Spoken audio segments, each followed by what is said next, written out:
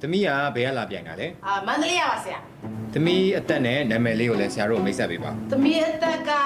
30အသက်မျိုးချင်ဆရာဗလိန်မှာဆိုလို့နာမည်ကတော့မေအီ သမီးလေးက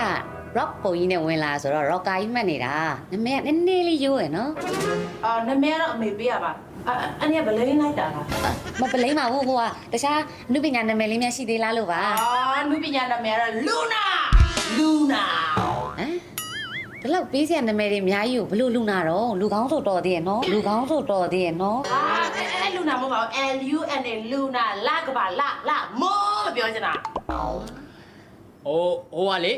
ခဏကိုပြောချင်တာလားဆရာခဏကိုပြောချင်တာလားဆရာ မပြောပါဘူးမပြောပါဘူး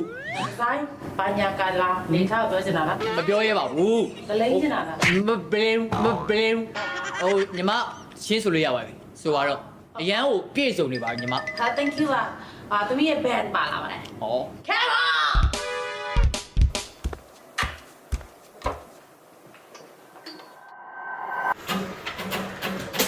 ငါတဲ့ကို spin wheel မလဲစမ်းတဲ့ playground make us as a whole again မင်းချတဲ့ပြည့်စက်တဲ့ပြည့် oh hey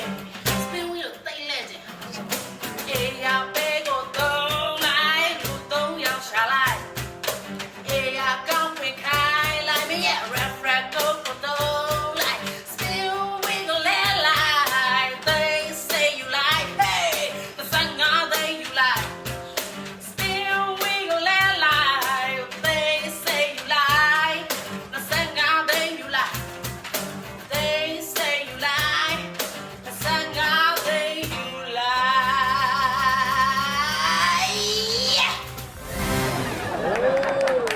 rock and roll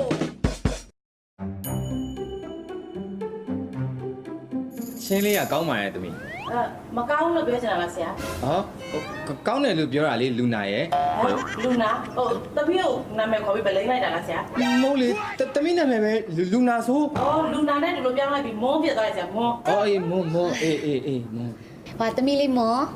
အန်တီကိုတခြား music အမျိုးအစားလေးဆိုပြလို့ရလား sure ရပါတယ် Get a please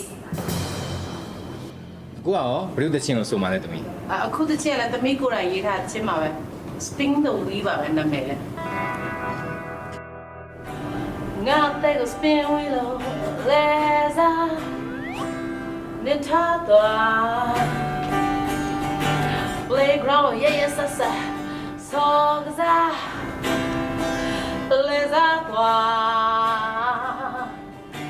Yes alone သူကြီးကပြောကြတယ်အေးရပေကိုတော့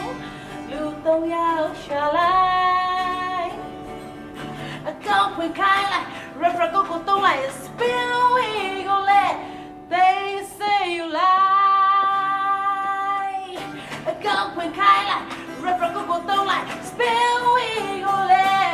they say you like ငါကမင်းရင်ထဲမှာဗလာဆိုပေမဲ့ ARP ရဲ့ spin wheel မှာတော့ဗလာမဟုတ်ခဲ့ဘူး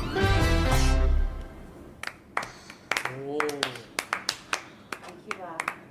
please မင်းရမှာအားရနာရဲ့သမီးတချင်းရဲ့အဓိပ္ပာယ်ကဘာကိုဆိုလို့ချင်တာလဲ တချင်အဓိပ္ပာယ်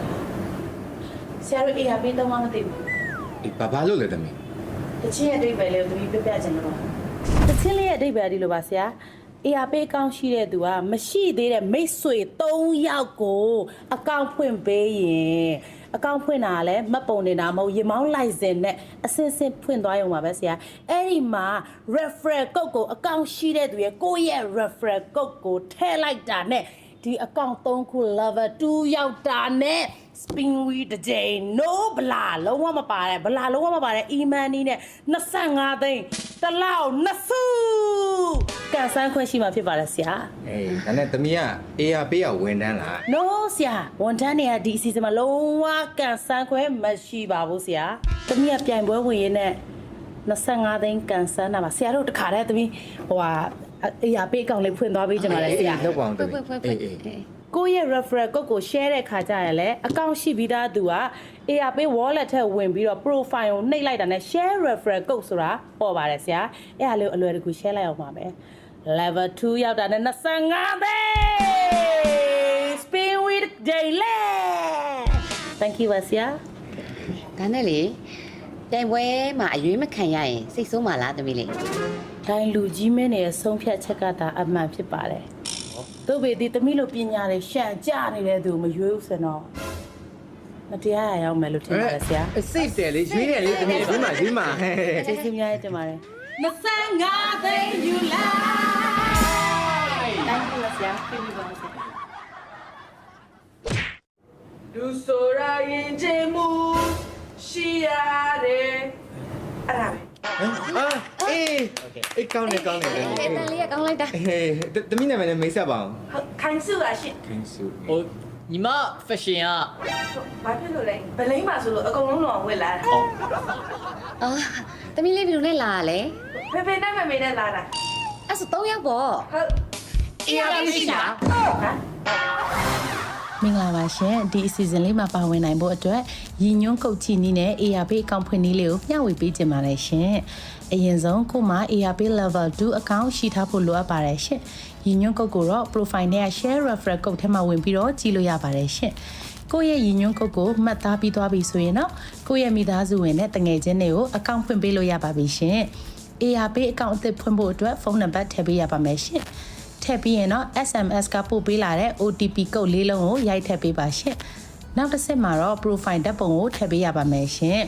register ပြုလုပ်ရန်ကိုဆက်နှိပ်ပြီးတော့မှတ်ပုံနဲ့ရှေ့နောက်ကိုဓာတ်ပုံရိုက်ပေးပါမှတ်ပုံနဲ့မဟုတ်ဘဲနဲ့ရင်မောင်းလိုင်စင်တို့ passport တို့လို ID card တွေနဲ့လည်းဖွင့်လို့ရပါတယ်ရှင်ပြီးရင်တော့အရေးကြီးဆုံးအဆင့်လာပါပြီရှင်ဒီအဆင့်မှာဆိုရင်တော့ခဏမှတ်သားထားတဲ့ရည်ညွှန်းကုတ်ကိုမှန်မှန်ကန်ကန်ဖြည့်ဆွတ်ပေးရပါမယ်ရှင်နောက်တစ်ဆင့်မှာတော့ passport 6လုံးထည့်ပေးရပါမယ်ရှင် confirm နှိပ်ပြီးတာနဲ့ ARP အကောင့်ဖွင့်တဲ့လုပ်ငန်းစဉ်ပြီးဆုံးပါပြီရှင်ဒီလိုမျိုးကိုယ့်ရဲ့ရည်ညွှန်းကုတ်ကိုသုံးပြီးဖွင့်ထားတဲ့ level 2 user 3ယောက်ပြည့်တာနဲ့ spin wheel တစ်ကြိမ်လှည့်ခွင့်ရမှာပဲဖြစ်ပါတယ်ရှင်ဒီအစီအစဉ်လေးကတော့2025ခုနှစ်မေလ31ရက်နေ့ထိဖြစ်ပြီး user တယောက်ကို spin wheel လှည့်ခွင့်ရရှိမဲ့အခွင့်အရေးကလုံးဝအကန့်အသတ်မရှိတာကြောင့် ARP level 2 အကောင့်ဖွင့်မဲ့သူတွေများများရှာ spin wheel များများလှည့်ပြီးတော့25သိန်းကျပ်စုအပါဝင်တခြားသော e-money စုမဲပေါင်းများစွာကိုအခုပဲကန်ထူလိုက်ပါရှင်